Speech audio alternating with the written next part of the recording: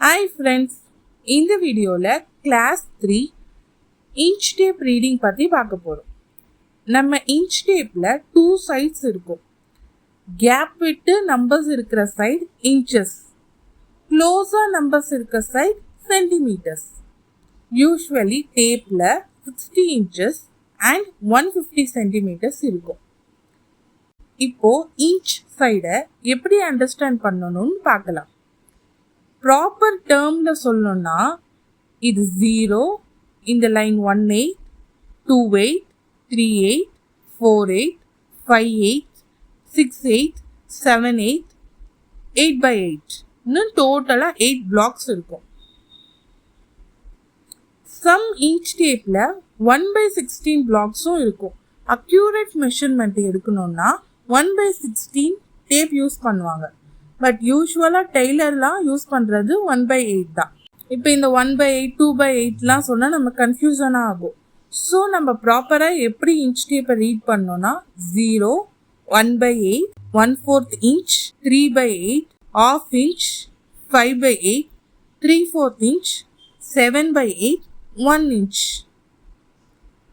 இப்போ இங்கிலீஷில் உங்களுக்கு அண்டர்ஸ்டாண்ட் ஆகலை, தமிழில் உங்களுக்கு புரிகிற மாதிரி வேணும்னா 0 ஒரு புள்ளி, 0 ஒரு புள்ளி, 1/4 இன்ச் 1/4 இன்ச்சுக்கு ஒரு புள்ளி, 1/2 இன்ச் 1/2 இன்ச்சுக்கு ஒரு புள்ளி, 3/4 இன்ச் 3/4 இன்ச்சுக்கு ஒரு புள்ளி, 1 இன்ச்சுன்னு சொல்லலாம். நெக்ஸ்ட் டெசிமலில் இருக்கிற மெஷர்மெண்ட்டை எப்படி இன்ச்சாக கன்வெர்ட் பண்ணணும்னு பார்க்கலாம். இப்போ நீங்கள் செஸ்ட் ரவுண்ட் டிவைடட் பை 4 பண்ணுறீங்க, அது உங்களுக்கு 9.124 இப்படிலாம் வரும். அந்த 0.124 நம்ம எப்படி இன்ச் டேப்பில் நம்ம எடுத்துக்கலாம்.